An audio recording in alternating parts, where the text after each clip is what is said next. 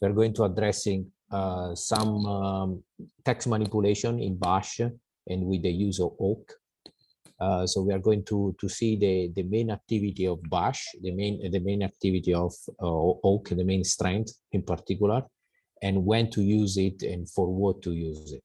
So I'm going to explain briefly the general framework of working AWK directly under Bash, and then we'll move to a real study case after the break.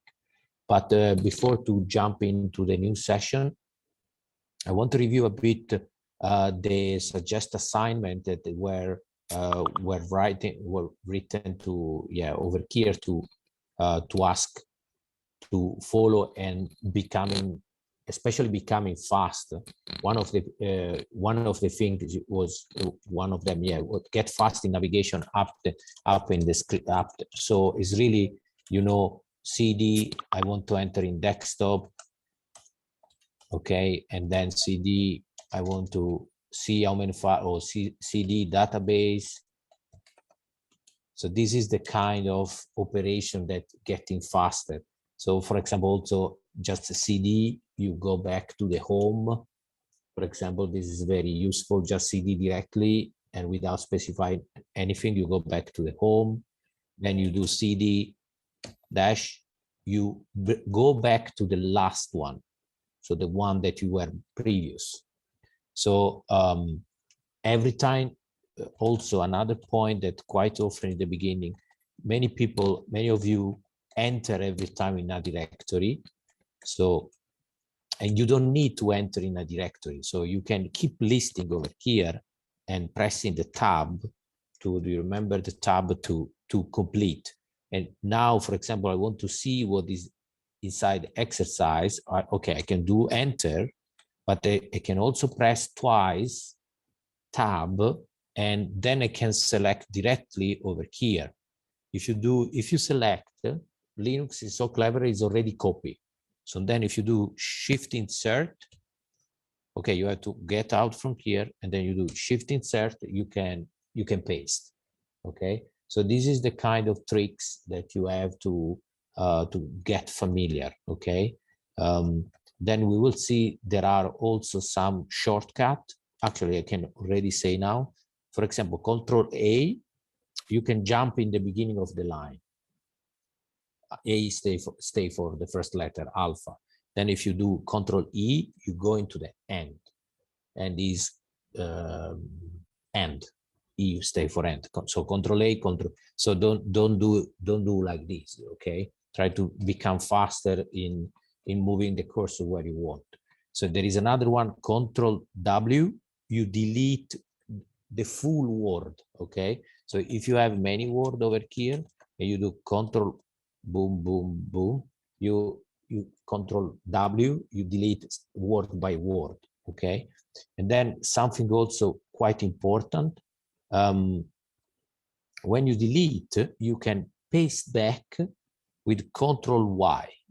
Okay, Control Y, you paste back. So whatever you have deleted, okay, and you can delete it by, for example, let me do ls landsat, or at the same SE data exercise. Okay, so you can delete with Control K, Control Y, you paste it. Okay, so there are not many, 6 or 7 shortcuts, okay, that are really handy for getting faster in the terminal. This one, most of the time, they work also in RStudio and also in Python. So if you get familiar with the shortcuts in general, you can use whatever you want. And then they can also use it quite often in many editors, like in Emacs, in gedit, in VI. You have many that they are in overlapping. Okay, then there are some specific one, but most of the time. One that I use quite a lot, and actually is not very well known even from people in the Linux environment, is this one, Control R. You press Control R and you appearing in this one, reverse I searching. So over here, you type the command that you were thinking to use, that you have been used it in the past. So for example, I use it AWK. Let me see what I have. Okay, for example, I was downloading the software that we were installing, or now at this point, I can keep searching for AWK. That's why I search. I stay for the word that you want to search, for the variable that you want to search. If I keep pressing Ctrl R, I go back in all the AWK that I was using in the past, okay? So now, unfortunately, I was using only once, so you cannot see, but in order to go back, you do Ctrl C and you go back. Let me search another one. So for example, we were doing installation, Ctrl update. So let me see, so now at this point, Ctrl R and Ctrl R. Okay, I also, in this case, I was using only one. Let me do another one, add. Okay, add my list. I was using sort with add. So as you can see, so what is happening that as soon you find the line that you want, you enter in the editing mode, and be careful for this one. You have to press one arrow. Usually I press the one on the right. Okay, so now you have the line over here, and then you can modify. Okay, for example, I don't want TMP, so you don't delete one by one. You do Ctrl K and you delete. Okay, and then you insert whatever you want. Okay, and also the beauty of Ctrl K again, that if you do Ctrl Y, you can paste. Okay, so in this way you get really familiar, and also because in this way you avoid mistake, because I mean, if you have been sure that the script in previous has been working, why not to do it now? Okay, so again, these Ctrl R are it's very efficient for this reverse eye searching for the word that you want to use. So anyone want to suggest some other shortcut in the terminal that he was already using? Aphrodite, you are using some of them? Yes, I am using them. Okay, Have very any more good. suggestions? Sorry? I don't have any more suggestions. Okay. Lonzu, maybe you have some other that you are using.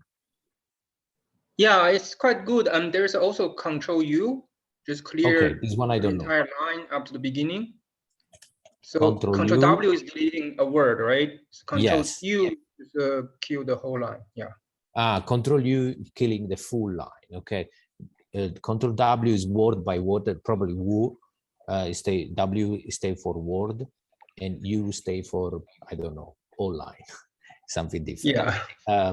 So in any case, when you pasted when you cut it with Control W or with Control U, is pasted in the memory. So with Control Y, you can paste back. So this is super efficient. Anyway, if you Google it, shortcut in Bash, they're appearing this one. There are not many, 6 or 7. You don't need to. They look like many because we are mentioned all together, but they are not. They are 5, 6 is more than enough. Okay, so these are very very familiar. So let's see other one. Yeah, copy file from to another directory. Okay, so there was, for example, somebody was the copy command that is, and we will see some other command that are in the same, is always copy from to. From this directory, of course, the from is the full path, and to is the full path. Okay, so be careful that every time that over here, you know, you make a mistake in the path. For example, now I'm just inventing, he will say file not yeah, there's no such a file or directory. Okay, so some of you, and always remember option, command, then the space, you can put more than one, second option, and then second option. Okay, and something again, for in order to be sure to not to make a mistake in the path, and this is a typical mistake in the beginning. Okay, the file is not there, no such a file or directory, because you probably the file is there, but you are making error in the full path. So in order to do this, remember the tab, home, and then okay, user, I remember it was with you, tab again, and then I want to enter in SE data. I don't write SE data, I write SE data, also because if you type, you can do exercise, but exercise there, yes, but you are missing A over here. So rather over here. So try to use as much as possible the tab, okay, for completion of the path, or also completion of the command, okay? So if you want a command that start with networking, because we are not using this, but there are many commands for setting up Wi-Fi and so on. Alonso is very good with this kind of stuff. For example, you press it twice. If you press twice at this point, what does mean that is listing all the options that are with the command network. And you can see that there are two. For example, I always use one LSB. I never remember the underscore release, and this is very useful to get okay, -A, to get a name of the Ubuntu that we are using, and this one is very useful when you are Googling it for some help. So you need to see in which version are you using LSB. So due to that, I never remember the underscore over here. I always type LSB and then press it. Okay, okay, this one. And this one, I don't know, for example, what it is. And in this way, you also discover a new command. I think I use it, but I don't remember. So you can go directly and check, okay? Listing for about available on the specific. Yes, this is when you do some partitioning and you want to calculate the block of the partition or something like this. Okay, so so this is where you really get used to the command line, and as much you use it, better it is. Okay, so if you have to copy file, opening file, and remember every command that you do over here, every command that you do it in the graphical user interface. So for example, even open a Word document and so on, you can find the corresponding. So for example, there is one event, yeah, okay, this one is not there, but you can install it. This one is for open PDF. So, and you can install it immediately, okay? Probably there is another one in the virtual machine for open PDF now. If not, you can install it this one.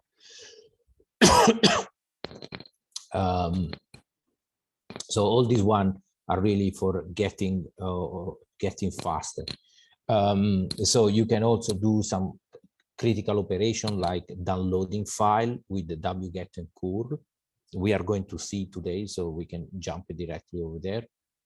And I'm using more wget, so people in the Mac environment, they so like for example, for you, Matt, today you can use curl directly, because the wget I think is not in the default in the Mac, but you can, they are pretty the same.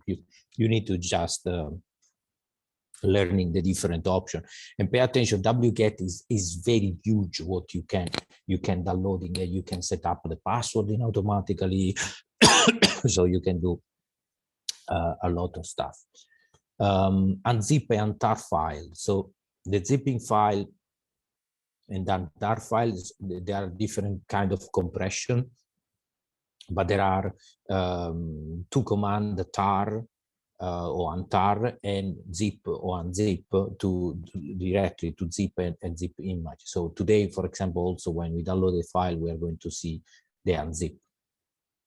Okay, and as we mentioned the other day, all the apt update is for installing. Okay, update first in the repository and then upgrade to keep it the operating system update.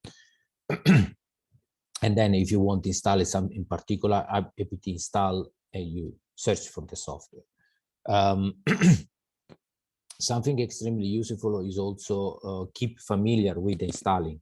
So now consider that the OS Go Live, okay, you have a bit of trouble in having installed, but now all the software are there, okay?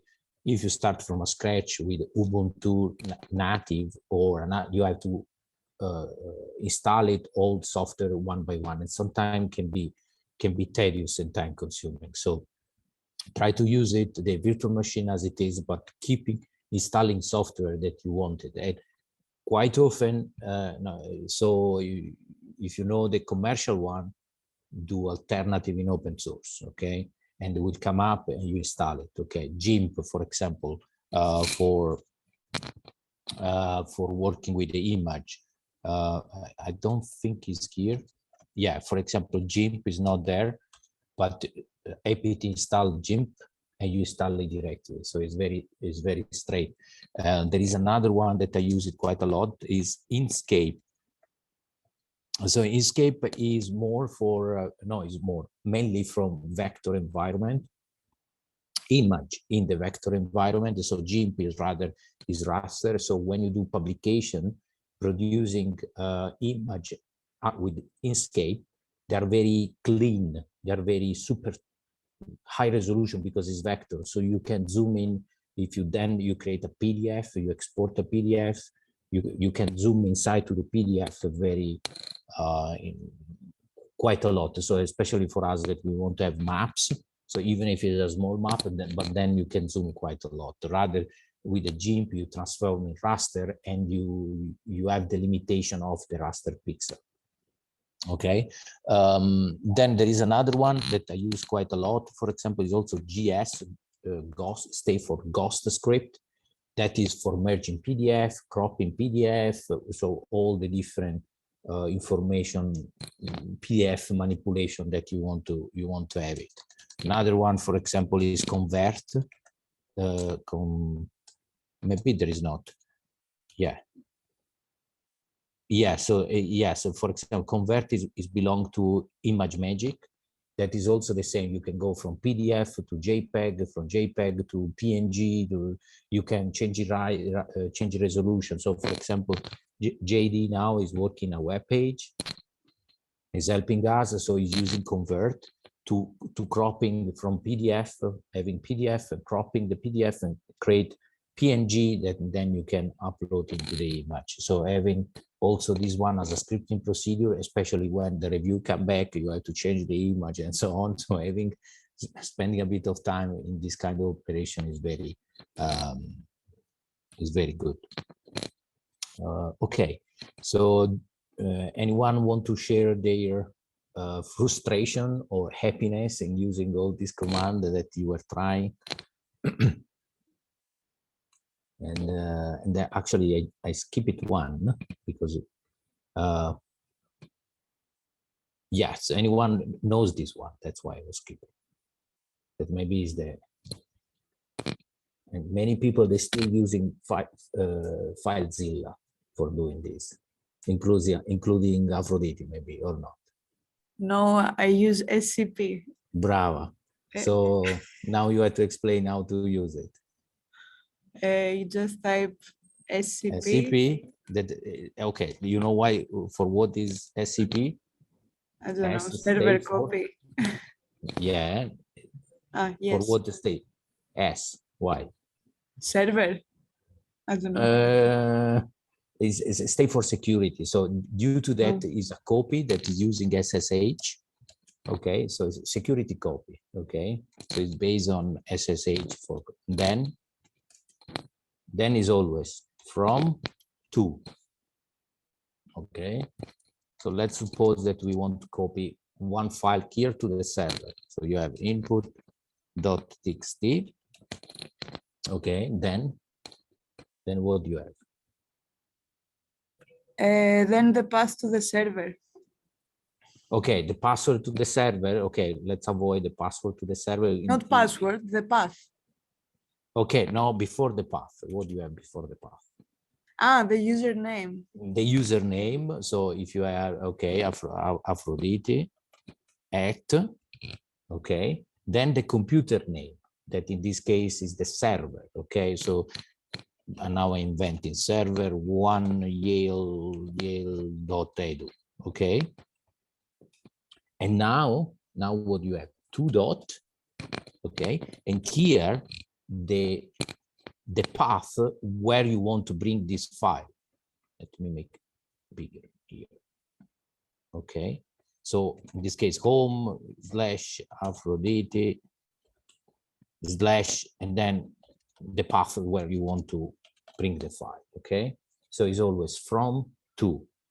So anyone of you was using, for example, FileZilla, or which one are FileZilla, and then transfer protocol, transfer files.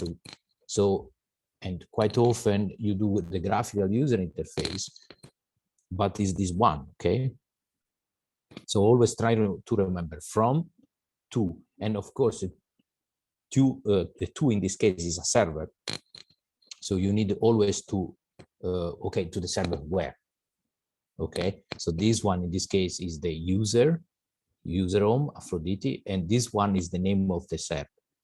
Okay, now question, what can be also, if you don't have the name of the server, what can be? Any computer recognized with the, sorry, somebody show me. IP address. Okay, I can read your, I cannot hear you, but I can read your labs with the IP, okay? Okay, so the IP of the server, yeah, you have some microphone probe. With the IP of the server, okay? And so this can be the IP of the server, and then the same home Aphrodite, blah, blah, blah, okay? So this is very handy for transfer file. And of course, if you have more file to transfer, you have many input txt file here, you can put the typical wildcard, and all the input 1, input 2 that you have over there, you can transfer over there, okay? Be careful if it's a folder. So if this is a folder name, so folder A, what do you need over here? Anyone? Not Aphrodite. -R. Bravo, -R over here. So remember, -R. And sometimes, due to that, there are some security, even the F to forcing the transfer, F quite often stay for forcing. So so these are more or less the stuff that you want to inserting, and then if you have a protocol password security, quite often there is W password, and you put the password or something like this. You know, so there are some additional options. Okay, so I can see that Aphrodite and Marlene was using. Who else is using this kind of line for transfer? Probably show me that. I use it. I don't know if Perfect. listen to me. Yeah, we can hear you. Here now. Okay, thank Yeah. you. Yeah, okay. Chomi was using. So try to use it for the people that Janus and so on. So if you have a server, okay. Actually, may I make a question? Yeah, please. What happens when you want to transfer a file from the server to your own laptop? Is the opposite. Yes, but you have to put the username and everything, even if you are inside the server at the same time, or not? Even if you have inside. So if you are on the opposite and you are on the server, okay, you need to know it's the same. If you are in the server and you want to push it, it's a bit more complex because you have one step. You need to know your name. Okay, Lonzo, here I need your help if I'm not sure. So you do if config. Okay, I don't have if config. What is IP? It was if config. So you IP maybe IP. You can do IP-A. What do you want to do? Yeah, for getting the IP. Yeah, IP-A. -A. Okay, for getting -- you say? No. IP. Okay, address. Okay. No, I think you just removed the dash. Ah, because it's Okay. without, okay. Yeah. Okay, and then the IP address, so the IP, I always confuse over here, which one is, Lonzo? This is The not this one. 10.2 is IP. 10, this Or one? 0.215, yeah. This one, okay? So you get Yeah. the IP of your machine, and then you do the opposite, you do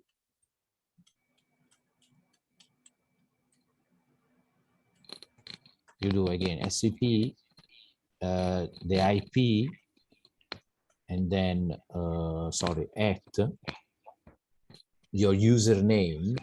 So in my case, let's suppose user, due to that I'm bring over here, and then you put, okay, over here is input.txt, okay, and then you bring it over here. So let's suppose that you are in the server, you are bringing it over here. So what is going to ask is going to ask the password of the virtual machine user, okay? So be careful with the virtual machine. I'm not 100% sure that it's going to work, because maybe, you know, you are in a computer through another computer. So over there could be some, usually I don't really do it. I do always from my machine to the server. Even if I am in the server, I still have in my machine, because I'm always in my machine, you know.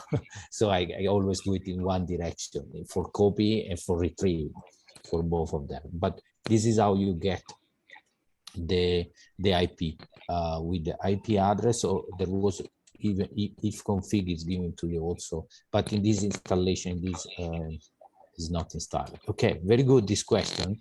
So they are really important for this kind of operation, and getting to know each other even better.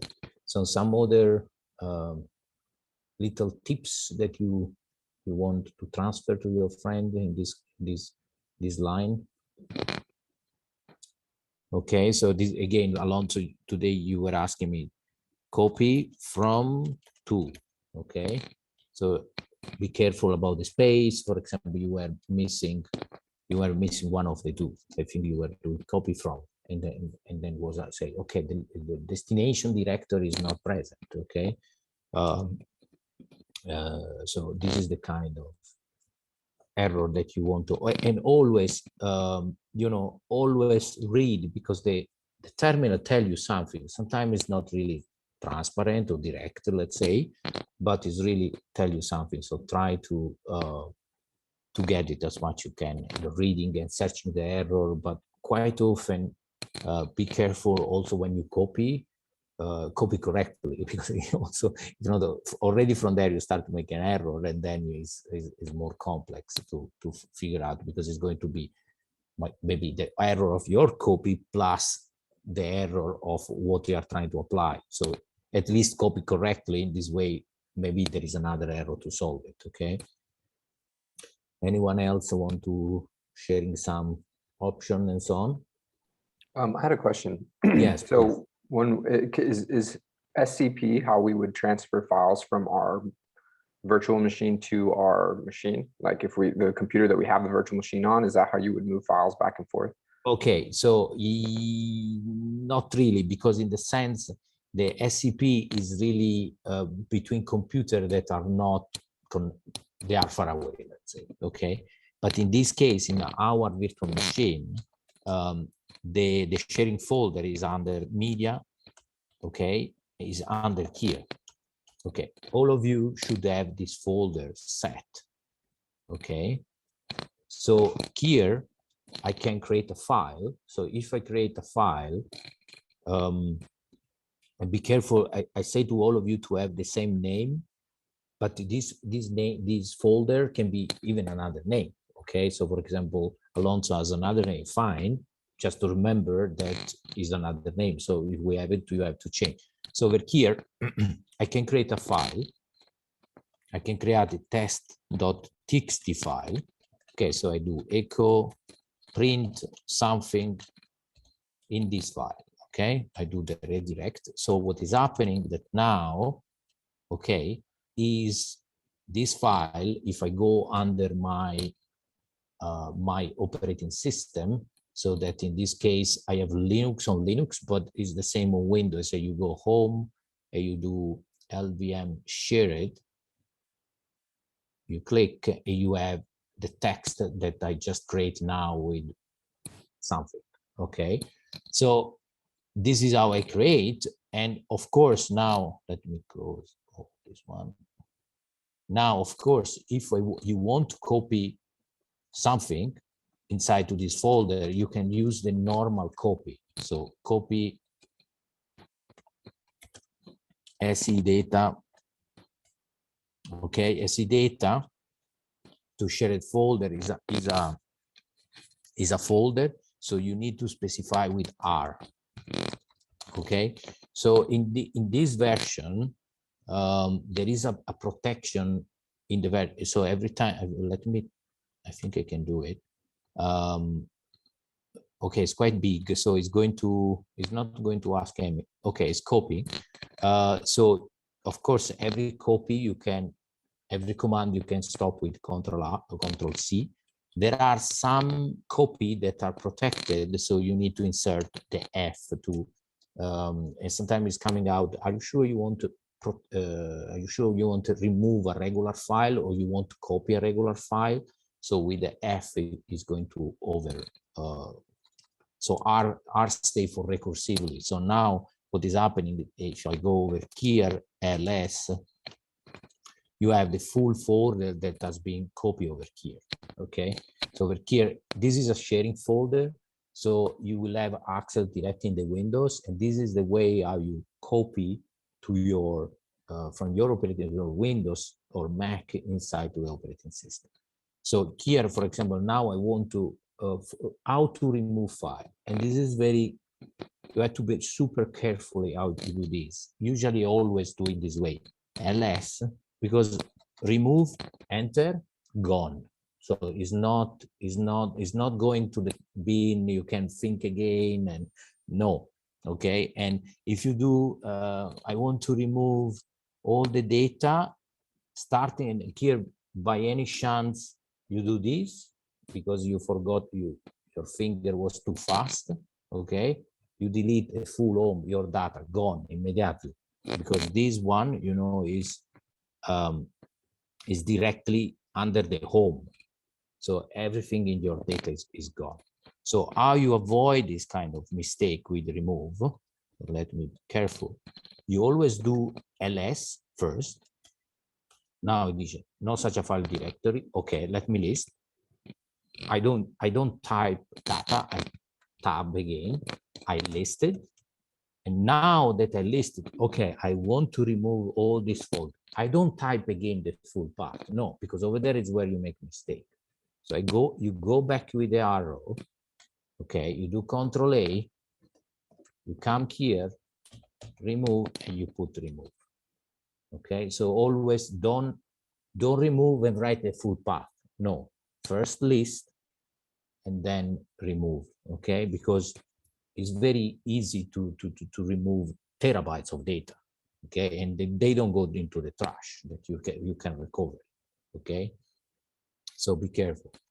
Anyone had make mistake? Once I make a mistake, I was Control C immediately to try to stop it.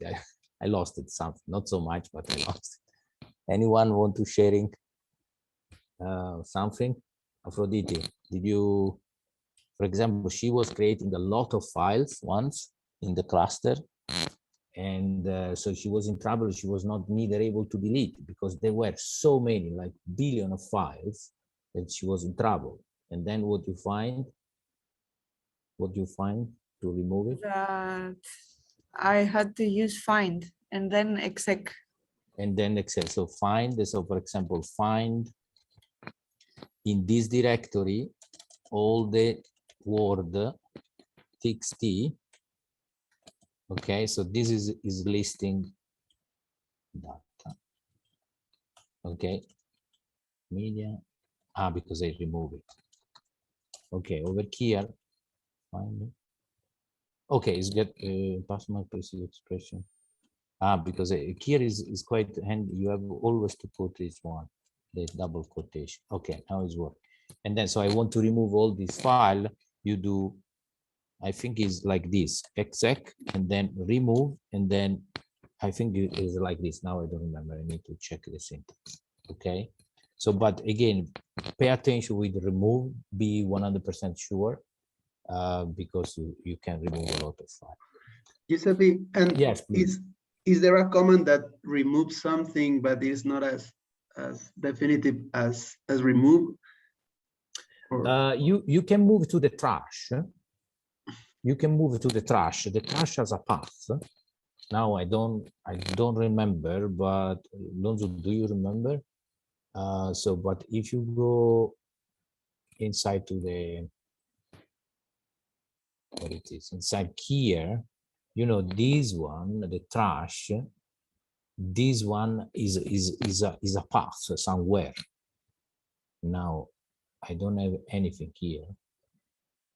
Folder test. Not, okay. Welcome message, copy, cut,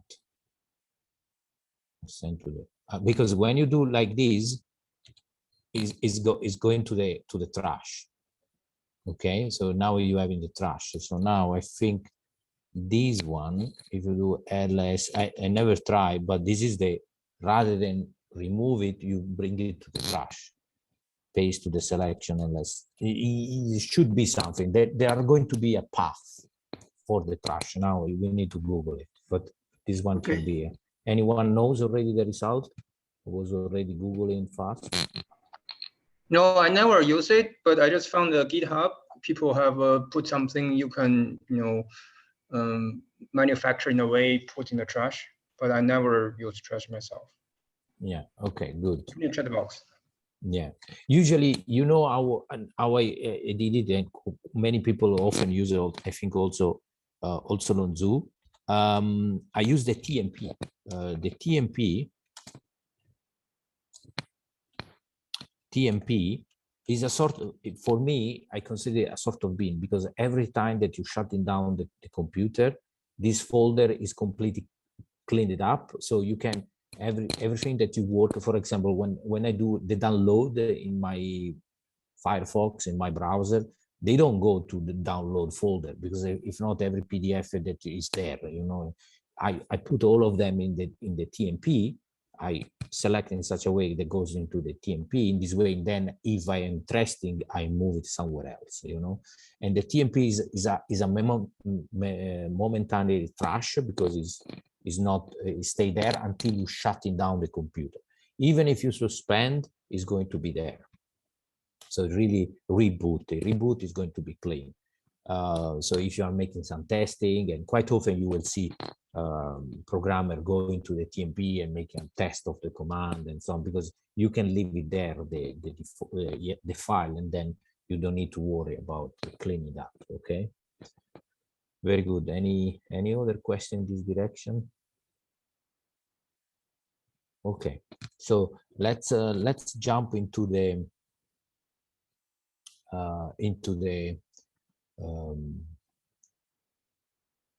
class of today. And as usual, you have to, and be sure to do it, because I make some change.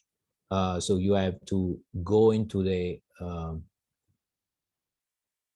I mean, you can also do it from there. Prepare as GeoLive and go to the first line and do the typical git pull here, no, sorry, here, git pull. And actually, I'm going to do it also. Paste. Git pull. Okay. Sorry, cd se data. And then, okay. So why is not a Git repository? Because the se data is a repository we did a Git clone. Be careful about this. So inside to the se data, there is a folder that is the Git folder, where they are storing all the information inside for the version control that Lonzo was explaining, and then is able to push back to the GitHub if you need it. So inside here, seems there is nothing. I mean, there is nothing. There are only the file. But if you do ls-a, A stay for all, you can see that there is also a Git folder. Okay, so the Git folder is where everything is happening for the version control. Okay, so in this case, now if I do Git pull, it recognizes that the folder has the Git file, the Git folder, and he can pull in all the information that pulled from the repository, whatever is there, you know. So for example, I was manipulating some file and also remove some file, and adding, for example, all the lecture, they will be inside here. So all the PDF are there. And now you can do the second one by here, that this one are nothing else than this one, but you cannot copy. So I create this paste selection. So now is doing the rsync. Okay, so the rsync is bringing the file from the SE data, home SE data, to my SE data. Okay, so if you have done everything correctly, you can see going to work fine. If you have the sharing folder that is not working or something, so over there is where you can have mistake. And of course, for example, Alonso was he was having SE data different. I think it was the D. No, I'll actually share it with capital S. So of course over there is where you have to be careful if you change some path. Okay, over here, anyone is here can do it. Okay, perfect. So if you have some problem, maybe chat directly with Lonzo. Okay, cool. So now we can go directly to the AWK, powerful language. So go back into the web page and you can click over here. Okay, so we are going to see the powerful of AWK. So this is the acronymus. Is a sort of penguin that can fly, like Lonzo was happy to explain this one, and it's true. Oak can really fly because it's super powerful, is super fast, and there is no handling memory limitation. Just sometimes, but you have to be so good that it's very hard to break to find the limitation. And this has been developed by the people, and maybe you can remind the name, Lonzu, the people that invented C. Okay, so Alfred, and now I don't remember their name. Anyway, is the acronymus of their three people that they were writing C. And as you can see, is the language, the syntax is very C oriented. Okay, it's a sort of C, but directly in the bash, and is extremely powerful for text manipulation. Text manipulation in what? In kind of operation that you usually do it in Excel. So for example, if condition, multiplication between columns, inverting matrix inversion, column become row, row become columns, and so on. Before in the past, we were writing also. I mean, people. I started in the early 2000, and R was not extremely powerful, or at least the language was there, but then it was requesting a lot of RAM. We had less than 1 gig of RAM in the computer. So you were filling up the RAM power immediately with R. So with OK, we are going to see that it's never filling up the RAM because it's working in a super carefully way in managing the text file. Okay. Something that you need to consider for the AWK. Let's see first the syntax. Okay, so if you have one file, so let me see one file immediately. Now just listen, you don't need to follow, it's going to be just, so let me grab one file, txt. Okay, so this one, that X and Y, perfect, cut. Okay, so I have a txt file that has some coordinates. Okay, so the syntax of AWK is always this one. You have AWK, the beginning, then space, then single quotation, and here the other quotation to close the syntax, okay? Then you have three elements, pattern, action, and pattern, okay? These three elements, the three parts, they can be independent, they are independent, and they can be present or not, okay? So what does it mean? You have the first pattern that is start always with begin, action. So for action is just something that is done before to read the file, okay? Action computed before reading the input file. So again, if this is my file, before to, in my case, to print, I can do something, and we will see later on what we can do in that case. So even before to enter into the file, I do something. Then there is the so-called main action that is during the reading of the file. Okay, so during the reading of the file, search for all the 120. During the reading of the file, do first column times second column, something like this. Any action during the reading, and then any action in the end after the reading of the file. So again, you have something in the beginning, during the file reading, and something in the end. So these three actions, again, beginning action, then central action, main action, and then end action, can be present or not. So actually, it's not very common that you have the three of them. Usually you have, quite often you just have the central one, but sometimes you can have also these and these, or you can have these and this. Then you have the input txt, okay? Input txt file and the output txt. And of course, the input is a file that you need to operate. So in this case, this, the text file. And the redirect of the output is going to be this. If don't put this one, it's going to just print into the terminal. Okay, so this is the reading. Okay. And in other words, what you can do it is perfect the same. Beginning action before reading the input txt reading, action during the input txt reading, and then there is the last one, and action after the input txt reading. Okay, so it's perfect the same, but in a wording operation.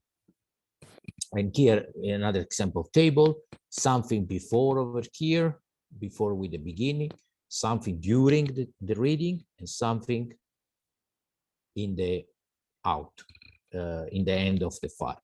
Okay, so now let's see this operation, how they are going to, how they are performed with a real example.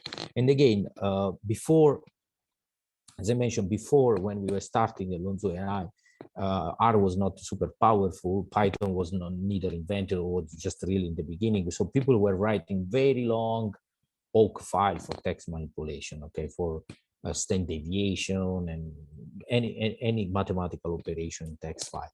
But nowadays you don't need so much. You just need one line most of the time with few commands like the one that we are going to see. Look, one line is more than enough for, I call it really for data squeezing or data summarizing before entering Python or before entering in R.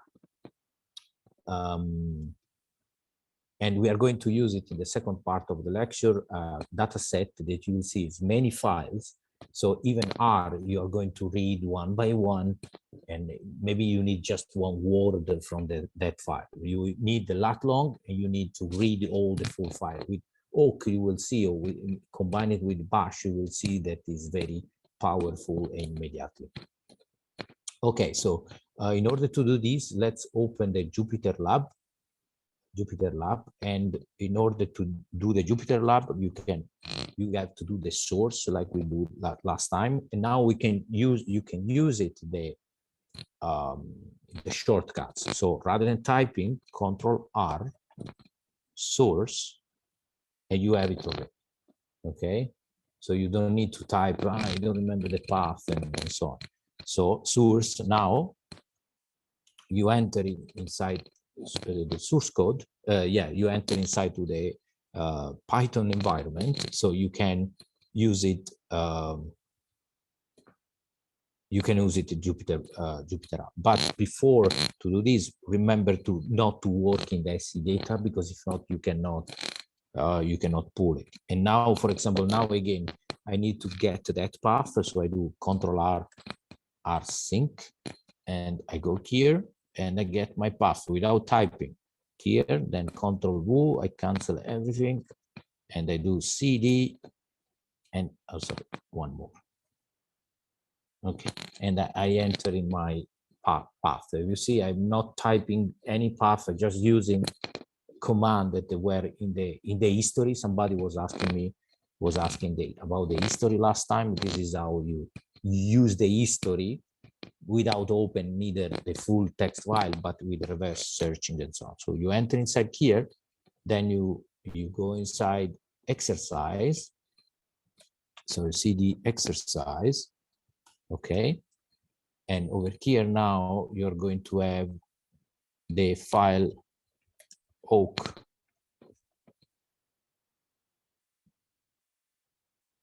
The file AWK, put everything in one line.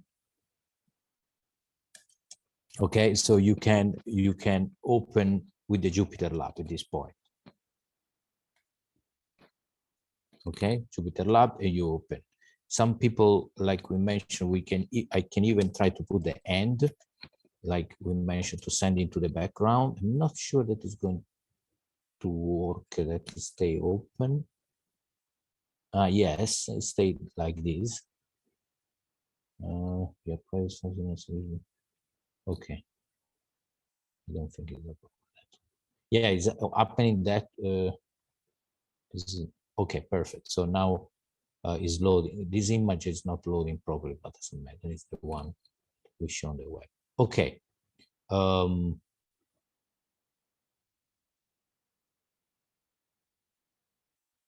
So you should have over here. It's slightly different than here, but anyway, it's perfect the same. So let's see. Again, we are going to use Jupyter Lab, and due to that, it has been born for a Python interface. We need to specify that what we are going to type is bash. Okay, so we use the percentage bash, and then we are going to use it the file txt average months nas3 file to work with this data set. Okay, so what I can do, I can create a little variable in order not to type every time the file, but it's going to be perfect the same. So now what I'm going to use it. I'm going to use the syntax that is over here, this one. So I'm not using the beginning, I'm not using the end. I'm just using this kind of operation. So over here, I'm going to print, for example, column number 2 and column number 5. Okay. So this is, for example, is my file head. So the typical file that we were using the other day. I'm going to print column number 2, column number 3, sorry, 5. So I'm going to select the column that I want. So this is for column selection. Okay, pay attention. Why we say that AWK is really powerful in terms of RAM? Let's see if somebody, what is happening in Python or in R when you read the text file? Let's try to think how the computer works. What is happening? Anyone? You need to load it into the RAM of Perfect. R. So you need to load the full file inside to the RAM. Maybe now with library table or data table, something like, yeah, data table, I think. Maybe it's slightly different, I'm not sure, but when you do read the CSV, you load everything inside to the RAM. Over here, no. Over here, what is happening that the file stay in the hard disk, and the AWK is going to load just the first line. That's why this one is $1. So it's coming back. What is $1 in Bash? Anyone? What represent the dollar in Bash? It was the variable. Remember, $var, it was calling to call the variable. So in AWK, $1, we say that is the column, but is the, in this case, is row first, column second, then row second, column second. That's why it's something that is changing. So it's going in cascade mode. So in this case, when it's doing column 2 and column 5, is printing this one, then it's printing this, then it's printing this. It's not printing the second column all, and then the fifth column all. So in other words, as a loop that goes in automatically down, okay, in a down scaling operation, without, it's an internal loop, so you don't need to specify anything, okay? So this is the beauty of WK that goes down in automatically. But keep in mind that this concept that is not loading everything into the RAM. So in practice, you can give terabyte of one text file of 1 terabyte is going to handle, okay, because it's going to take time, okay, but it's not going to saturate the RAM or stack everything. So that's why it's super powerful, okay. So there are also some variables inside to WK that are already predefined, like, and these are the most common, but there are some other, but this is the one that we use quite often. Print number, of course, sorry, with the command print, you are printing the number, the column. NF is very easy to remember, number of field, okay, and the NR is number of row. As you can see, that if you run this one, it's going to print how many number of field you have each single row, okay. And if you have number of row, is going to tell you for it. We mentioned already that it's going to go in cascade, so it's the number of row for each row. So in this case is the ending, because we were doing the tail, okay. Is the ending of the file. So it's going to be the number of row of each row. So as you can see, that is increasing one by one, okay. So the beauty of this is, as I mentioned, that is super fast. So pay attention about this. The default in the Bash environment and AWK as a field separator is the space, okay. You will see immediately that people that come from Bash AWK environment, they don't use CSV. We don't use CSV. Most of the time we don't. Then there are some time that we use it, but it's very strict, directed to use just space as a separator, and also because in the default you don't need to specify and so on. So it's very, you can use also CSV. You have to specify that your separator is the comma, okay. So anyway, which kind of operation you can do it? All this column combination is very common. So print column 2, 5, and 20. If you have a file of 30, and it's going to be, so it's very common, for example, before importing in R, you can reduce the quantity of column and import in R or in Python just with the column that you want, okay? Or this one for what can be useful, because you can see if the file is somewhere missing one. If this one was missing, of course, is going, this one is going to be 4, number of field 4. So pay attention that if there is more space, it's going to be like a separator. It's not So over here there is a space. This one is going to be 4. Okay, so one or more space is considered as a space, as a separator. And then of course we are going to see here you are printing number of field, but you are printing for each row. So then you can do an if condition to retrieve just the one that are different from 5. But we are going to see how it is. Okay, so this again is the action, is this central one, reading the file. And remember, the file is reading in cascade. Okay, row by row is going down. Always remember that it's going down, because especially, okay, now you don't really see the benefit of knowing this, but if you start to use it, associate array in Oak, something a bit complicated, or maybe some else if condition, it's good to know that this kind of operation direction is going to make something more complex. Let's see, for example, when we use the beginning. Okay. Quick question, actually. Yes.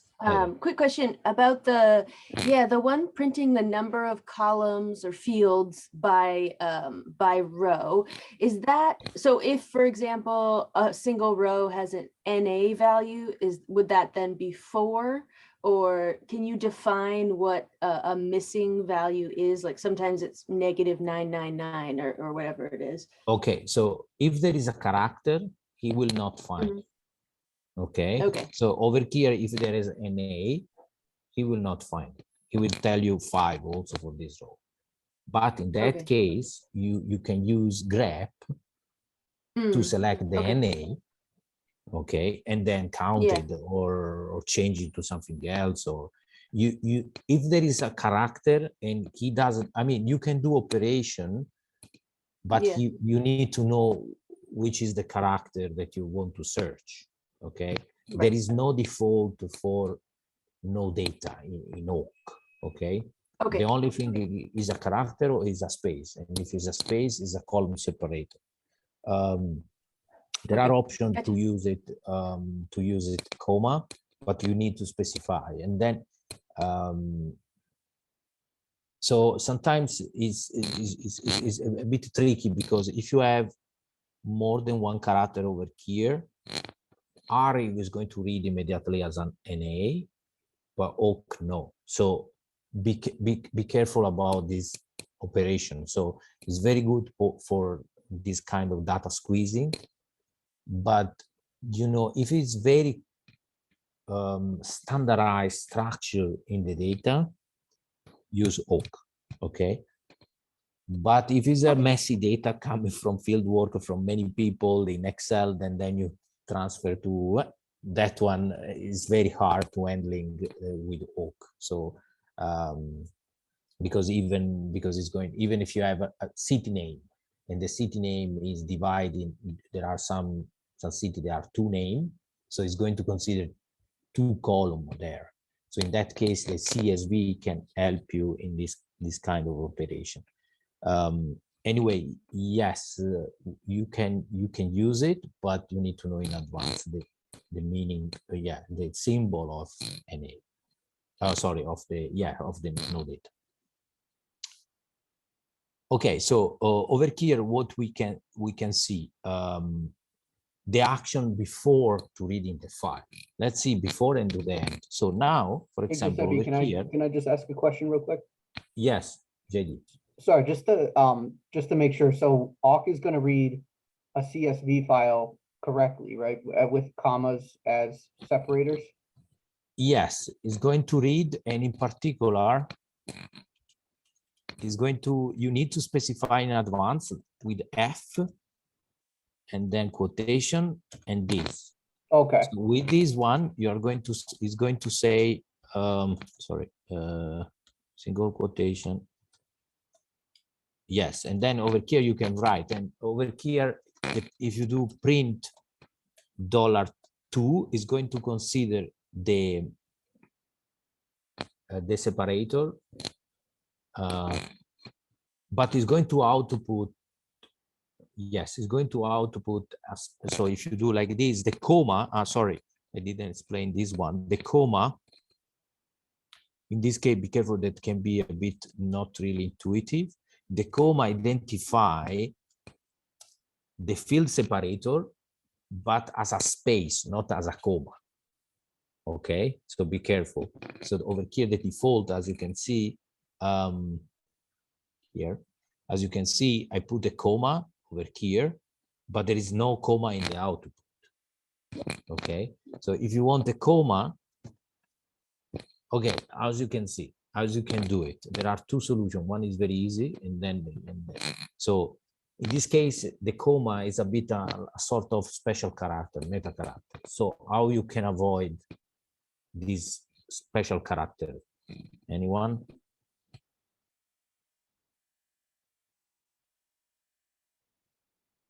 Come on, this is a bit common in all the language. Well, can you put it in quotes?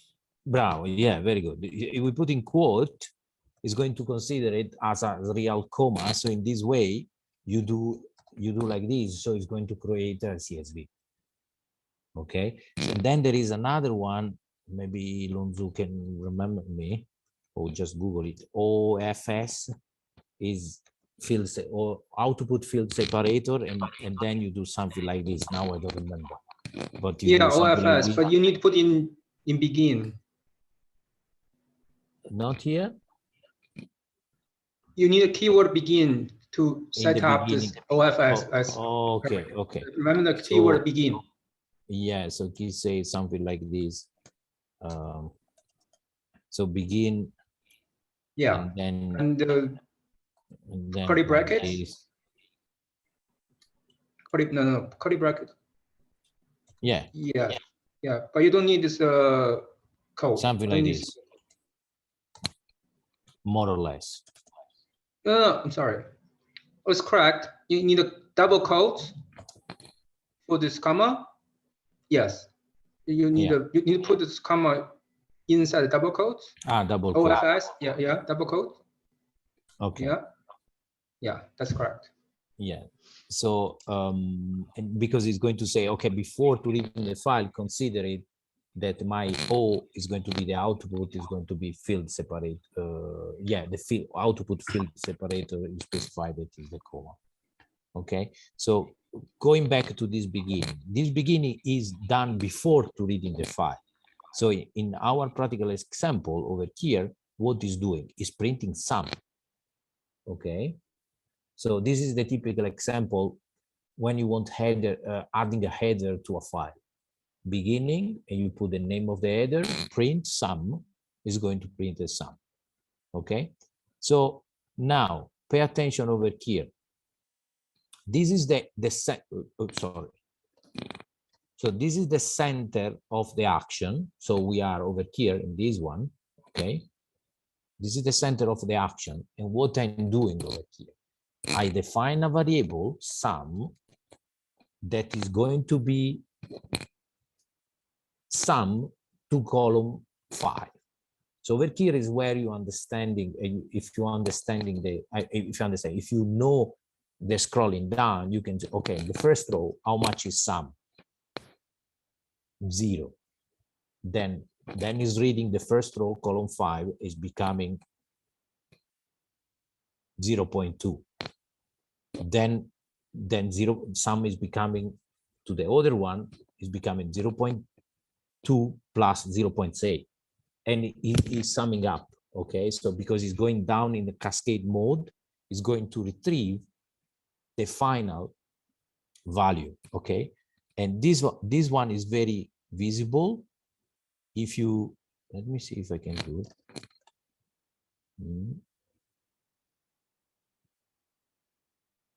Adding.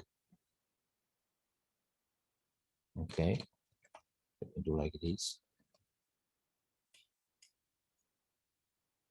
If I print a sum over here, this way is understandable. Usually you can also do it. Actually, I prefer this one because I prefer this one because I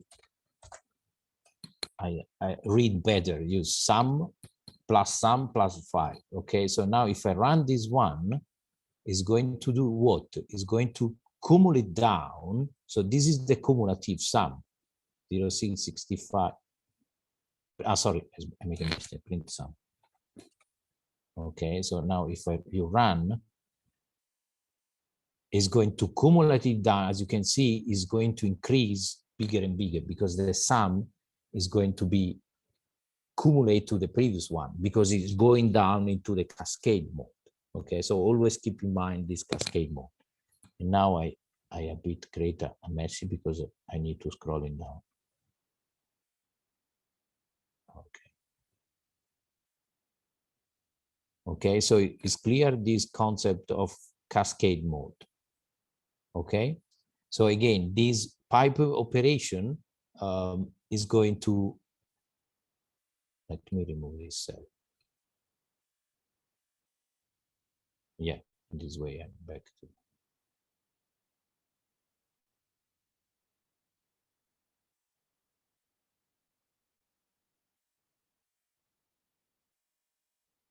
Some, yeah, so I was here.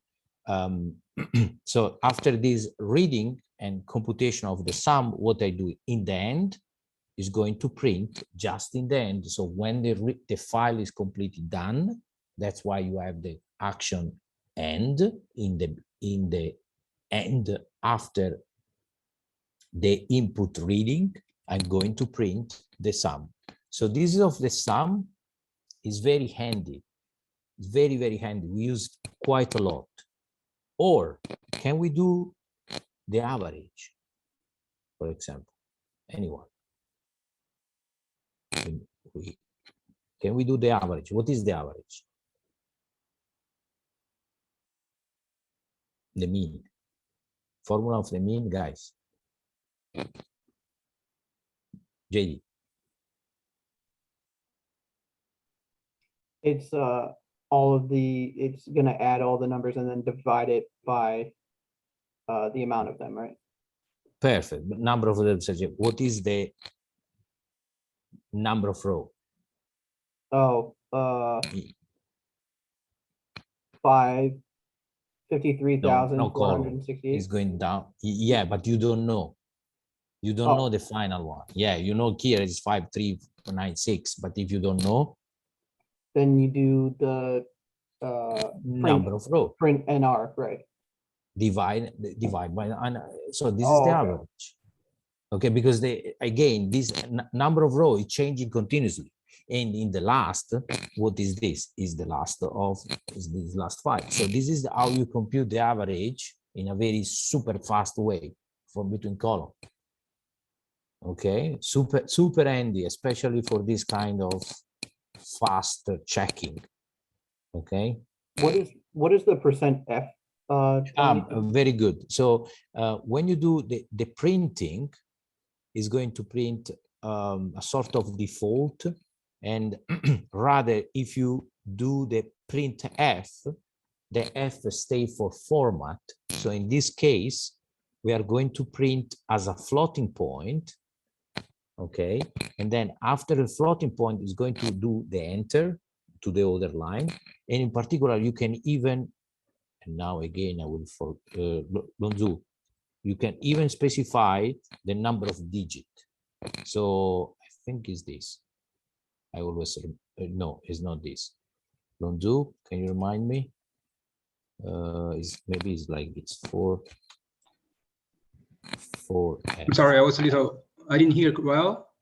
The printf, yeah, okay, now I remember. Yeah. Okay, so you can even specify the number of floating point that you want after comma. Okay, so you can here 2. You can get, so the printf is the F stay for the format, is where you can specify the format. Okay, this printf is there is also in R a printf with expression. In Python, maybe, I'm not sure, but maybe there is something similar. You can specify you want as a string, you want as an integer number. So for example, if you want integer, you put just I, and it's going to retrieve just the integer. Okay, with probably with some default or truncation or rounding. Now I don't know which one is the default. So the printf is very common. So the other day, JD, you were asking me if you want to do something through the row, through the column. So you need to do a for loop through the column in Awk. Rather, as we mentioned, the Awk, the down for loop is automatically, let's say, but in this operation, you do it. And over there is where you use the printf. When you do the for loop for the column, you quite often use the printf because you need to specify the separation and so on. For example, over here, if you put a space, is going to put a space after the 2004, the 14. Okay, so you can even here you can put so the printf you can specify as you want the format. Okay. Okay, so let's see some of the, of course, the output, you know, the output of Awk is going to be printing in the terminal. So you can pipe some other operation. Okay, so over here, you can, for example, we are printing number 5 because we want to see the smallest file surface area, and you are going to sort it and then check just the end. So if you do the tail, it's going to be, you know, is going to be the biggest. Okay, so pay attention again. Over here, we bring it back to the other day. Probably you don't need this kind of sorting. You need a real sorting that is going to be with a G. G stands for general sorting. So this one is going to be the biggest file. Okay. So always use always put a G. It's very rare that you need the binary sorting, or is not very common. Okay. So this is the kind of operation that you can do it. And of course, due to that is directly implemented inside Bash, you can start to combine it with a for loop of Bash and then do it operation in Bash. So for example, over here, I'm going to for loop from 1 to 4, okay, and then increasing 1 by 1, so 1, 2, 3, 4. I'm going to bring, be careful about this, because the V stay for the bash variable that you want to bring inside Awk, okay? So you're going to do $I, because you're printing the first, you know, the first $I, so the first letter. Then, of course, over here, I'm putting the head of 3 because I want to show you, but if you don't put it, it's going to just put the first line, sorry, first column, then second column, then third column underneath. So it's very handy for this kind of operation. Okay, so over here is where you start to combine, and of course you can start to adding beginning and changing the header. So again, the beginning is for adding header most of the time. Okay, and rather the end is most of the time also for mathematical operation that you want to see in the end. You can do math operation, if condition, and this is a quite a handy way to, you can put the specific of if condition outside. If number of rows is bigger than 1, so you skip the header, do the printing the logarithm of $5 of the column 5. You can do string manipulation. So for example, from column number 5, print the first up to the 4th. So all these 4 letters. Or if condition, if $3, so this one is bigger than 2, just print. So it's going to retrieve all the months that are bigger than 2. Okay, so this is the kind of operation that you can do it, or some more complex, like this one. You can put an index. This one is very an ID. Okay, this is very this another operation that so you do, for example, if number of row is equal to I, you put the index or the ID. Okay, so you print index, then $0 is identify all the row up to the end, and then you print number of row -1 because you have one from the first row, and then it's put in the ID. So also this operation is quite common to do unique ID in the beginning. Okay, so this is also, for example, to get the maximum value. Also, this one very handy to get the maximum value to identify outliers. This one for a query of making the sum only for July, months July. So you are making the sum for all the file in July. All these summarizing query operation. Okay. So something also very, very important is this one. So this one, for example, this is also, yeah, so this is an example of how you count how many files bigger than sort of size, and you want to count it or see how, yeah, count it how many there are. This one is also very handy to you have a big file, you want to split it in file where each file has 100. So if you run this one, you don't see anything, but you can see that in the same file, in the text, actually, no, over here, you are been creating all block 1, block 2, and I can show you each one of these. No, let me open that. Each one of these.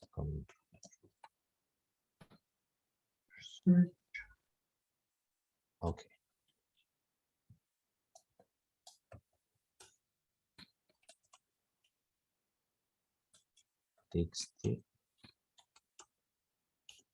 Each one of these block file 9 is going to have 1000 files. So this is very handy, especially if you want to do multi-core processing, because then each one of these, block 1, block 2, block 3, can go to a single CPU and you do other operation. Okay, so we are using quite a lot now in a project that we have been creating a very huge file, and then we want to do something in the file. There is another one that you can sampling. I don't think I put it, but it's the same concept. You can sampling, so rather than having, you can random sampling inside the AWK and getting just, I don't know, 10% of the file. You can do also more complex operation in AWK, but most of the time with one line, this is what we usually do it, okay? Then if we are, also Lonzo, I think in the beginning you were using quite a lot of AWK, now a bit less with the powerful Python and so on. You want to say a few words? Yeah, I mean, I use Python, but I think AWK still has its place. I mean, just, as Giuseppe explained in the beginning, it's super fast. And Python is nowhere close. So I still use AWK, even write functions to, if you have a structured data, I think AWK is really your friend. Yeah, like Giuseppe, they have to be structured data. I just realized we are into class for 90 minutes ready. I don't know when the break will be. Just to mention this one, and then we do a cover. This one is something that you can see and you can check by yourself and try how much complex can become the AWK for in general text manipulation. But this is something that, for example, nowadays you would do it inside Python, but up to you guys how much deep you want to do it. Something that we really suggested this kind: one line, print number 2, number 5, an if condition, and get a file smaller and then enter in R. Okay. Of course, if your file is 2000 line, don't even try. So you can use it in Python R without problem. But if it start to become giga file, and we will see an example with the one that you downloaded, so you can use it. So feel free to keep going by yourself during the or tomorrow and the day after. Okay, so let's have a 20 minutes break. We come back at yes, we come back to 20, so at 50. Okay. Okay, cool. And just stop recording. Yeah. Okay, so yeah, let's starting the second part of the lecture with this manipulate the GSIM file. Okay, so if you click over here on the study case, you will arrive to this page, to the study case, different study case, and one of these is the GSIM file. This one second. Okay, this one you were going to pre-download it, so you can run in this line if you didn't. Be careful, it's quite big, so it's almost 1 giga. So it can slow down your connection in Zoom. Anyway, so I pre-downloaded, so now we can enter directly in this line, in this directory, paste. So over here, because this in, no,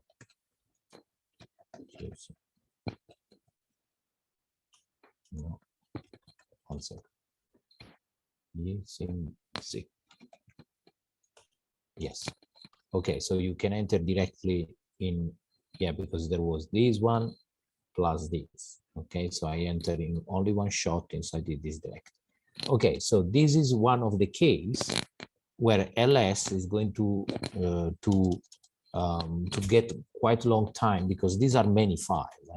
So look, you have 30,000, I think 30,000 or something. So how I can count? Find WC minus L. Okay, 30,000. So these are the typical text file. I can tell you briefly. They're coming from these two publications, and they are gauging station, because although I mainly work in hydrology and modeling, so we are familiar with hydrological data. And over here, pay attention about this, that you're going to have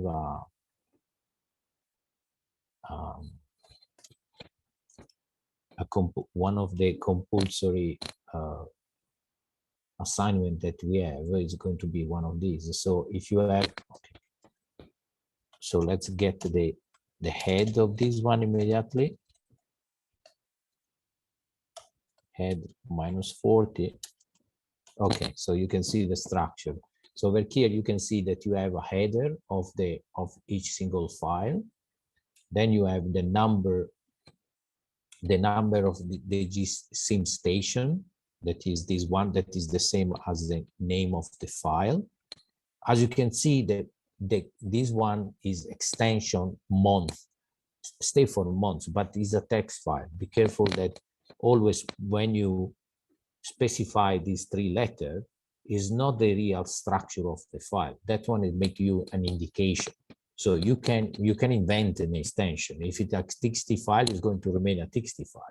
Even if it's a TIFF, you change a TIFF to PDF, like changing the name, is not going to become a PDF, okay? So that one is giving you just an idea what is the file. So in this case, for example, mon is a text file. If you don't know, you just try to open like head, okay? And you will see it's a text file. So this one is giving to you this kind of structure. You have the GSIM number, then you have the lat long condition, and then you have the date for each single station. And this one, you can see that they jump every month. And then for each one of these, you have the mean, the standard deviation, and the CV and so on. We are going to use mainly this one, the date, the mean, lat long. Okay, so these are the one, but of course you can do everything with this kind of, and this is a good, very good example because you have a lot of 30,000 files, super well structured, like Lonzu was mentioned. So this one is very well organized. It's always the same. It's coming from MATLAB operation, MATLAB code. So it's super organized, and you have that is in line, I don't know, 22 is always date. So are you sure that it's starting after here? So this is where, when you receive this kind of data, super well organized, so finally, maybe you can find other kind of error, let's say an A rather than an A at 0, 0 and A, this kind of, but at least you are able to operate in a proper way during the code. Okay.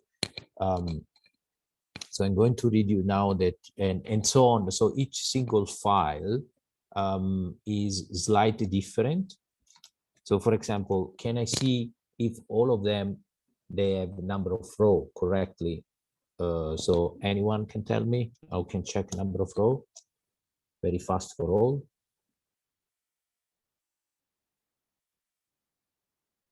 We did last time. Well, can you do the awk command and awk? Yeah, you can do it, but even faster. We can do WC, word count. Okay, this one is giving to me for each single file. You see how fast it is for each single file that are different number of rows.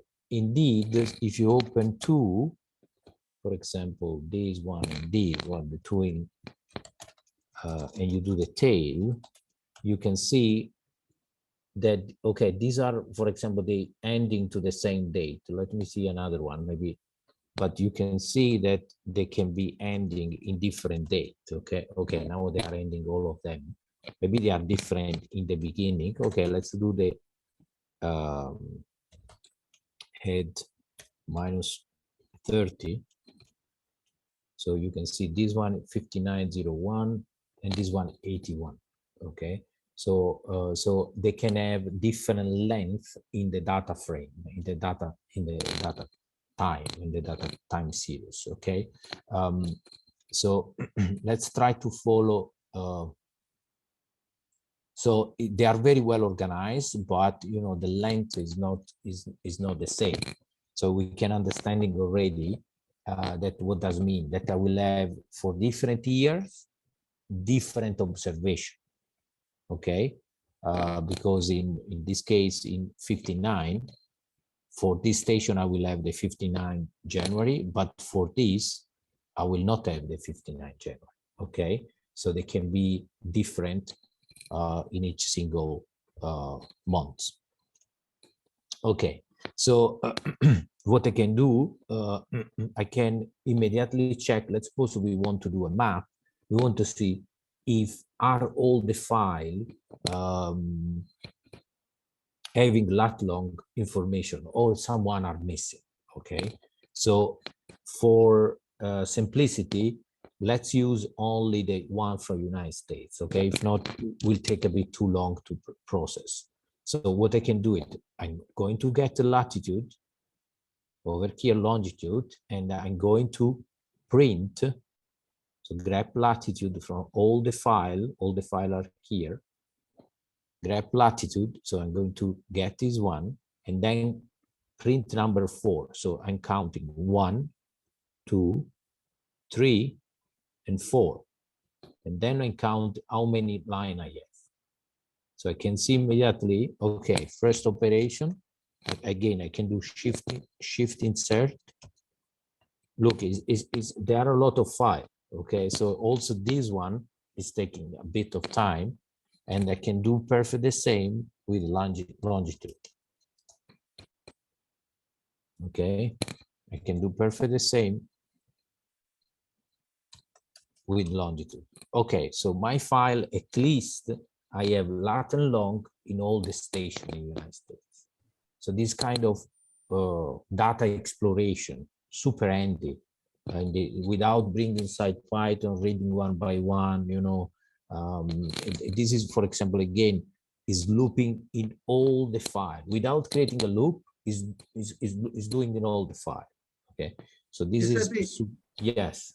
does that mean that 94,000 of the files have latitude and longitude? Perfect. Or- So yes, so the file, yes, the United States are ls, how many there are?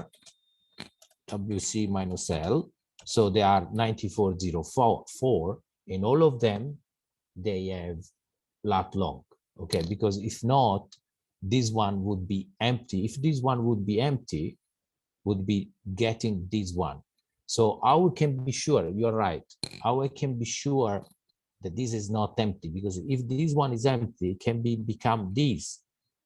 Okay, so what we can do it, let's do it an operation due to that you bring this observation. Very good.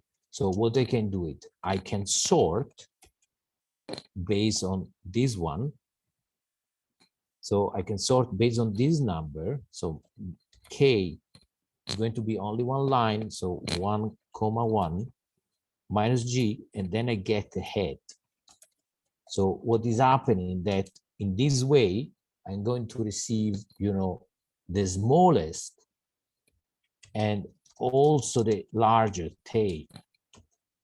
So if some of these was missing, I was getting these because this one was missing.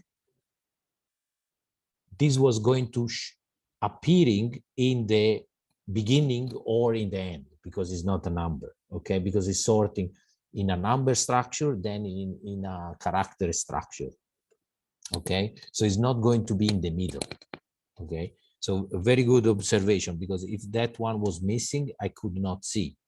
Another operation could be, for example, but this one we need to search. You can see is a number, you can see, or you can see if it's not between, you know, 180 and minus 180 and plus 180, print.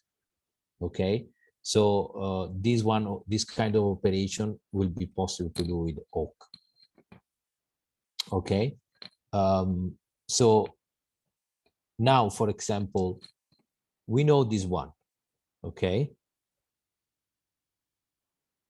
we know this because it's nothing else than this. It's printing X and Y. Sorry, this one is, sorry, it's printing latitude, and this one is printing longitude. We saw before. Without counting, if you just do like this, is printing X from all the station. So with the command paste, I'm going to paste the latitude column as a first one, and then the latitude, longitude column, and then latitude column for this one. And look at the command, the syntax command of paste. So the paste is nothing that does like this, doesn't do any join, right? Okay, it's not a join operation. That's why it's just a paste. Two column, two files actually, and this is specified because these are the redirect of the output inside to the input, that in this case is paste. Okay, then the dash T is the separator of the file. So this one is one of the few that the default is not space. And this one, if you run this copy, is going to paste, and I can write immediately X and Y. So longitude is the X and Y is the latitude. So this one is going to immediately create between all the station my latitude. One line. I get all the station. I mean, not all, just for United States. But if you do it for all, it's going to be a bit longer, but it's going to retrieve. And then this one, X and Y, we are going to see that we can create GeoPackage, JPKG, we can create a CSV file, we can create a shape file, and any kind of vector form. So it's the typical X and Y as a TXT. Okay, Giuseppe, so you can even import in QGIS. Giuseppe, is there a way to carry over the headers? You know, longitude and Bravo. latitude. Okay, okay, very good. So there are two way, very good, the header. Okay, I like this kind of question. Okay, there is one way a bit easy and one can be a bit more complex. Let's see the easy one. So can I write the header and how? X and Y, echo. I can write a file, X and Y. That's it. I write a file that is going to be X and Y, and I carry over here. Now my file is going to be just one file with it. Okay. So now I can repeat the same line, but what I have to do for everybody, not for Aphrodite and Xiaomi neither. Append. Append, very good. Who replied? I didn't see, too fast. With append, perfect. So like this, I can append to the X and Y. Okay. So now if you go back, now do it. Okay, and you do add, now you have X and Y for your column. Again, you separate, and how you do it, we say with echo. This one is the easy one, okay? Then you can, yeah, you can do it even in one line, but it's a bit complex. Let's do it in a simple way, okay? Guys, can you follow it? Gulinal, it's okay? Can you follow what we did? Very good. Ritvika, perfect. Okay, very nice. Okay, so this is for yeah. So this is the creation of X and Y coordinates. That so, for example, let's suppose. Okay, let's see if it's not too difficult. No, that one is a bit too difficult.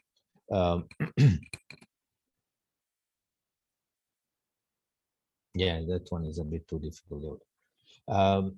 Let's follow this one. So something that we want to count the number for the column mean, count the overall number of observation and also the one that report NA. Okay, so because we see in the previous that each single file, the mom, control R, mom.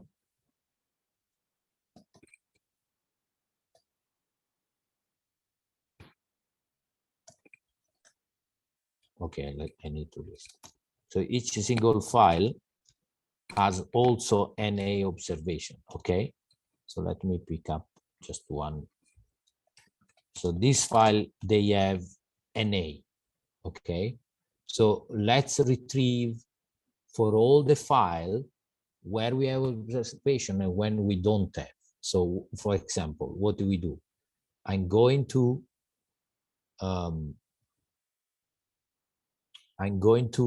grab the date and count how many there are. So I'm counting the date. So in particular, I'm getting this value of date. Okay, that is a big one.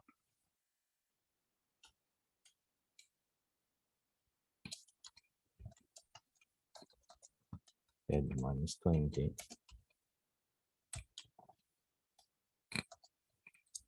So over here and get this word date and count how many I have. Okay, so if I run just this one,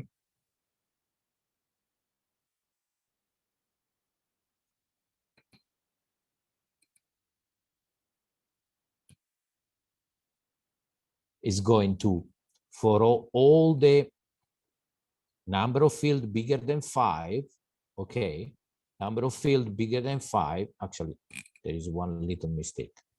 Number of field bigger than 5, so I'm going to skip all this information over here and getting only the line, the number of field bigger than 5. Then the mistake was that I'm not going to grep, but exclude the one with the date. So in other words, I'm counting all these one with an A or without an A. And I'm counting how many there are, this number. Maybe that's slightly different. Maybe I change something. Anyway, it's the same concept. Okay, now I do perfectly the same, but excluding the vdate, but grepping the NA. So now if I do this, now I will get another number that will tell me how many NA I have. So for this case, I have 6 million, but you know, this number 700 blah blah is with NA. So this kind of operation are able to say, and in one line is tell me, if you run this full line is going to tell me both. So I'm going to have full observation and NA, okay? And of course, the difference is going to be the one with observation. The number is slightly different, probably, or they were removing file, or, but anyway, this is correct in this context, okay? So here I can even count how many observations per date, okay? So over here, this one is a bit more complex, and let's see together how many observations per date. So again, I'm going to count number of fields bigger than 5. So I'm excluding this. Then if $1 is bigger than 0, okay, so I'm considering this one, print $1. So let's see what is giving to me this. So this one is giving to me all these columns. Okay. Then, so let's suppose that I pasted. This one is going to mean all the column of the date. Now what I do it? What I do it over here? I'm sorting, okay? And then I'm doing the unique. So what does it mean? I make a sorting and then I collapse it to the unique. And I tell it how many count and counting. So now what I'm running this, you can see that this is a bit longer because there is the sorting and the unique.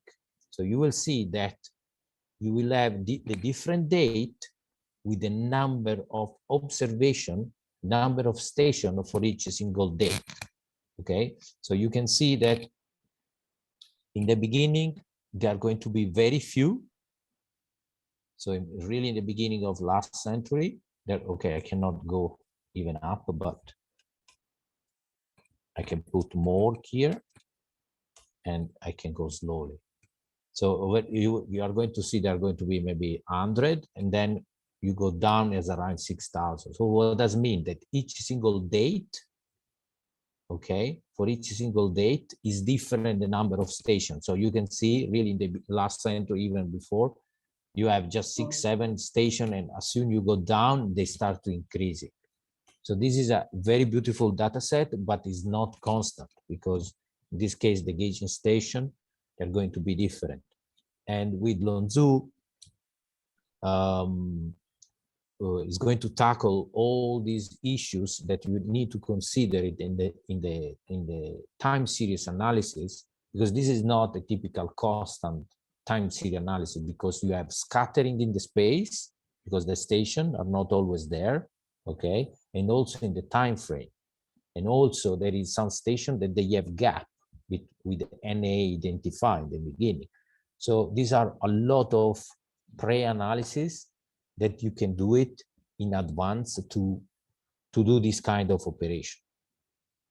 Okay, and so on and so on. Monthly mean distribution, for example, I want to get all the months, all the column mean, that is going to be the second one. So again, if number of field bigger than 5, we get everything but without the header. $2 bigger than 0, so I'm I'm excluding the NA and I print. So this one is going to do what? It's going to print all the station for the mean. Just the mean. These are just the mean. Okay. Print integer or number 2. Okay, I did the integer to have a easy number. Then I do what? I do sorting, and then I do unique and count. Okay. So what is given to me is given to me that I have all the mean, so no precipitation until very heavy precipitation in 1 month, so probably tropical country, and it's going to be how many I have of these monthly precipitation. And over there, so you can see immediately that again, this is the precipitation quantity, and this is the number of observation. So you can see over here, let's see if I can go.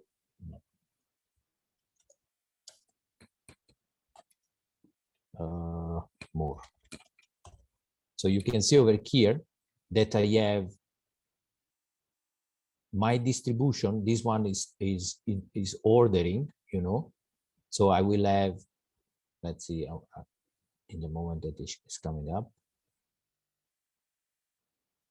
So you can see that you have, you know, many observation with 0. Okay, so gauging station with 0 observation, then is increasing, sorry, is decreasing the amount. So what does it mean? This is the typical situation that your distribution is skewed to the left. So you are not in a Gaussian mode, so in a normal distribution, but it's completely skewed, okay? This one, you can also make a plot in a fast way. Actually, this one, take a note. So let's create a file. You do like mean distribution .txt, okay? Is creating this file.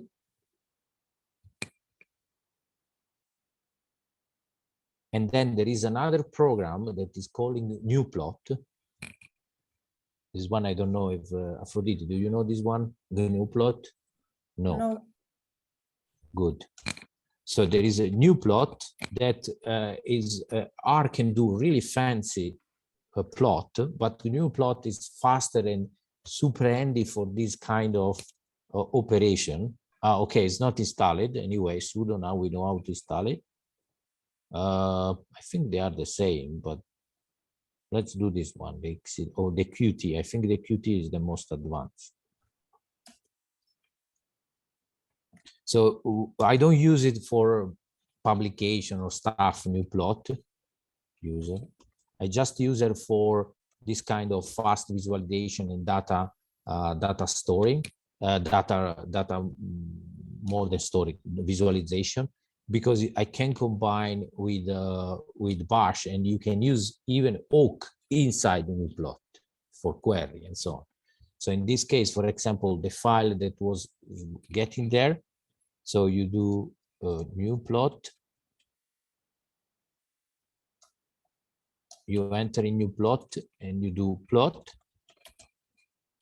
open and close, you put the name of the file that I think was mean district. Look, even inside here, I'm using tab. I didn't remember the name, I wrote mean, tab is completing, okay? And then you do using column 1 and 2. And you have the plot of the file. So you can see that it's really, okay, this one you don't see because it's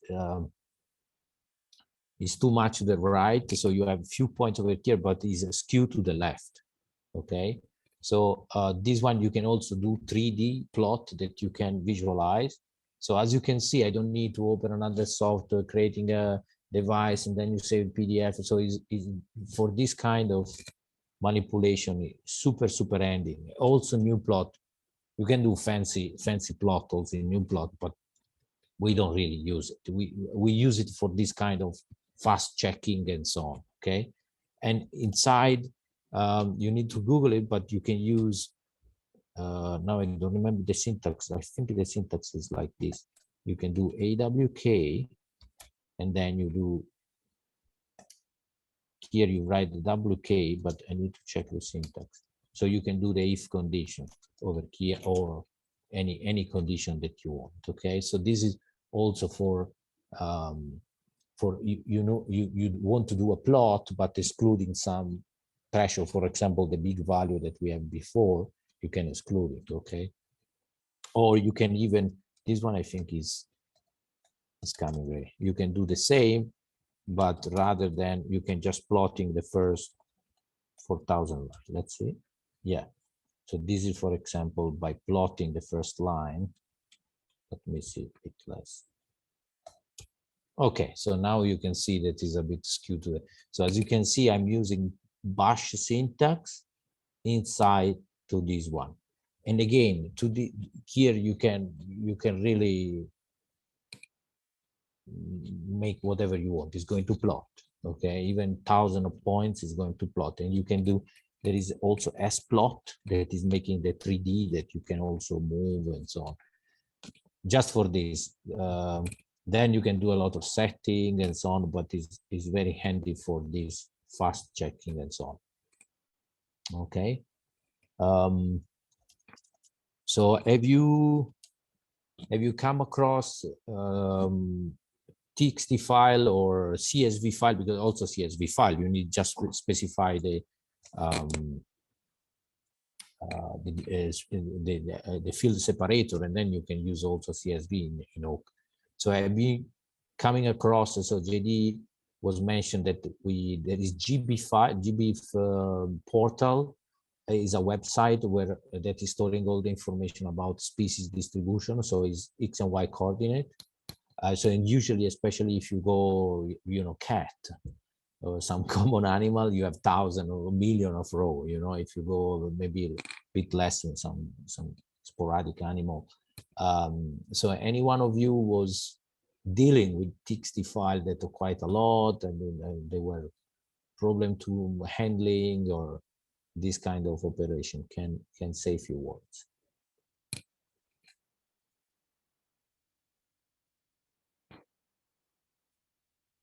Anyone? Nobody. Everybody was working with the Excel file, very small, that you save as a TXT. Sebastian, you were doing something. Let me know. Yeah, this example is actually perfect for me because it's hydrologic analysis, downloading files from the USGS and then running statistics on them. It's a lot faster this way than to download the whole file. Yeah. Yeah. So now I don't know the US. I mean, I know as a data set, but I was not really, so I don't know the structure. But if they are very well organized, then you can do a lot of this stuff. Yeah, very. Then is a matter of just combining, combining for loop, grep, mon, and so always try to think in this kind of structure. Yeah, and then it's very easy that you find mistakes in this way. They say, come on, why they didn't figure out? Because they don't use these tools, and then the mistakes are there and nobody realizes. And even if maybe right now, I don't know, we say, come on, USGS, and nobody realized, no, because maybe they open one file by one file, or maybe not all together. Here, for example, there is one file, there is one station that is bigger than 180. I immediately found as soon I did it, this kind of operation, because bigger than 180 cannot be, or some other. So you find immediately this kind of, especially when you do the sorting and you count the unique. Are all the file unique? All the station, for example, is going to okay, a file with the same name cannot be, because if not, it is overwritten. But for example, due to that, this one and this should be the same, you can check if all the file have the same number over here, this one and this. So maybe we can do it. Let's do it this one. We do grep GSIM is giving to me that number. Then I do it AWK, I'm just printing this one. 1, 2, 3, and 4. So print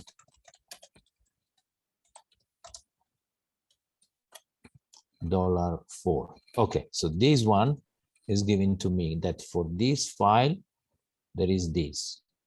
Okay, so now let's do it for all the file. So here I can put, okay. So this one is printing for all.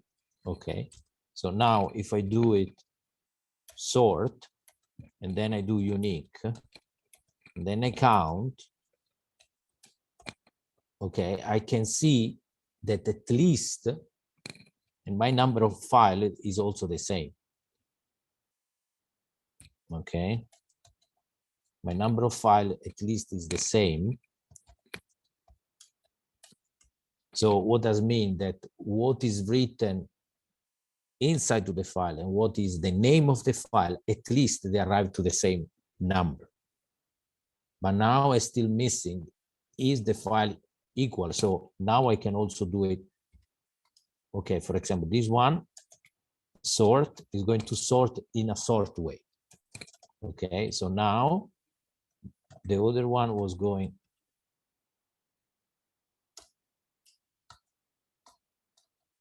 Okay, so this one is sorting what is inside. So now I can even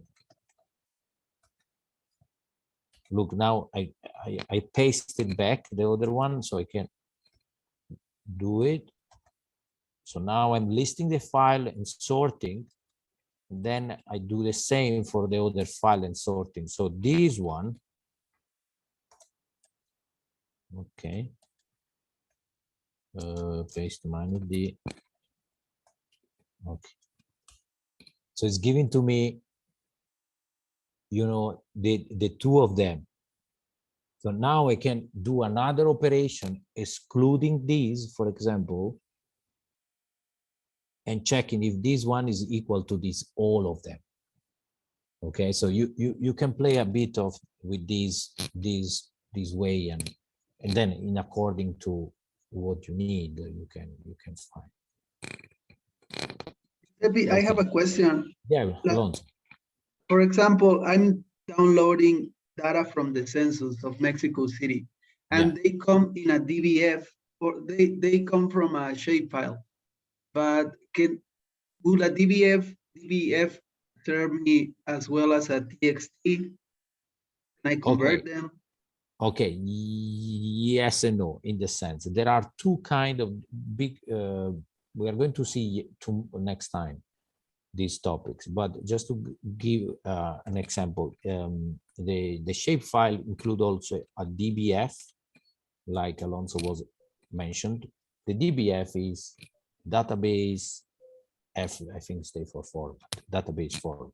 Okay, there are always two kind of file. The file that can be split in two different groups: TXT file and binary file.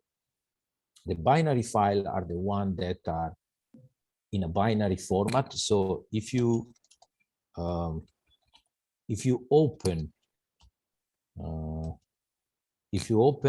a file, one second, get stuck my terminal. Okay, if you open a file,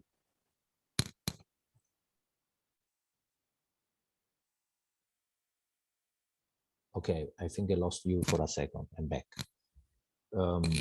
So if you open a file, a DBF file, not a DBL file, a file that is, yes, a file that is a binary, and there can be all the binary file are Excel file, DBF file, no PDF no is a text file. Then what else? PNG and all this format. If you try to open, they come up with this kind of stuff. Okay, so this is the stupid way to see if it's a file, a text file, or it's a binary format. Okay, so the DBF file, why I'm telling you this, because the DBF file is a binary format file. I know that is like a TXT file. That what does mean that you have column, and in each column you have the information. So you think that is a text file, but it's not, it's a binary file. So you need an interpreter, a software to read this DBF file. So, and we will see next time the command ogr info, ogr info is going to open shapefile. And what is going to tell you, you can, in that case, you can create a txt file in the terminal with the DBF. So your question, can I open a DBF with awk? No, but you can use OGR info that create a text file and then manipulate in a second step with awk. Okay, so, and we are going to see the next lecture. Okay, thanks. Okay, very good question. Okay, any other hints in this direction? Okay, so let's go. We are just 5 minutes, just some time to so to present assignment. I will briefly mention. So you go back to the where we have all the lecture, and you go directly to the lecture of today. So you can see over here. Oops, this one is wrong. You can see over here. Strange, it was correct anyway. So the compulsory assignment. So using the same data set, you need to create a file. You need to create a file for these, one for each date, not only for this, one for each date, having the mean, the following structure: GSIM number, so the ID, the latitude, longitude, and the mean. Okay, and in this one is a broken table in the markdown. It was correct, but I don't know. So this is the example. This is the GSIM number, and this is the second one with the lat long. Okay, so, and due to that, we show that, you know, in each single date you have different observation. We need to restructure the data in such a way that you have this one storing only the information of the mean and latitude for all the station having this one, and then you have 2002 and so on and so on. Okay, so you should just use only the GSIM United States in order to, if you want to do all, you can also do it all, but if you have some you want to do it only for United States, is also fine. Okay, so read carefully. Should be quite straight to do the assignment. So if you have already your data set, like JD has the species distribution, and you want to do it some other kind of analysis with this TXT file in the order of, you know, data summary, statistic, count number of line, column, checking for missing number of field, data filtering, you know, table reorganization like the one that we are doing, feel free to do it. It's also fine. Okay, and please deliver the assignment before 18th of April. Do it everything in Bash and Awk, using Bash, Awk, sort. If you want to do it also with Python, if you are using Python and you want crossover, you know, to see if what you are doing is correct, you can also do it sort of, or with R, sort of double checking. So you can send to me and to Lonzu by email. Okay, so this is for today. I think today we have finished all these Bash Awk, let's say, Linux environment, and Thursday, we are going to addressing the GDAL and we enter into geographic domain. This doesn't mean that whatever is done, we are not going to use it. Is going to be adding up, because we are going to use for loop and GDAL with the GDAL dataset and so on, Bash for loop with GDAL to operate through different files. We are going to use Awk to operate to get all the minimum value of the TIFF file, you know. So they are all combining together this kind of stuff, operation.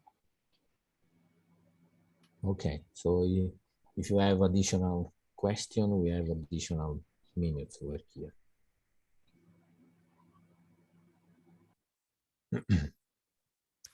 So for the assignment, do we have to send you only by email the command lines that we have used? Yeah, the scripting procedure. That's it, the script. Yeah, Okay. that's it. Yeah, this is not. Don't think that it's very long. It's like 3-4 lines, and it's nothing. Okay. It's nothing crazy. Just 3-4 lines, and if you check and some for loop condition and maybe sorting and unique, and it's not crazy. Yeah. Okay. Aphrodite, from you, I want in 1 hour. Cool. Okay. Lonzo, you want adding few words? Or you want to say which one was your So most fine. crazy AWK operation that you have done? Matrix inversion. Yeah, we talk next time. We think people are getting tired. It's very late. Yeah. Okay, good. So if you don't have an additional question, and we resume, and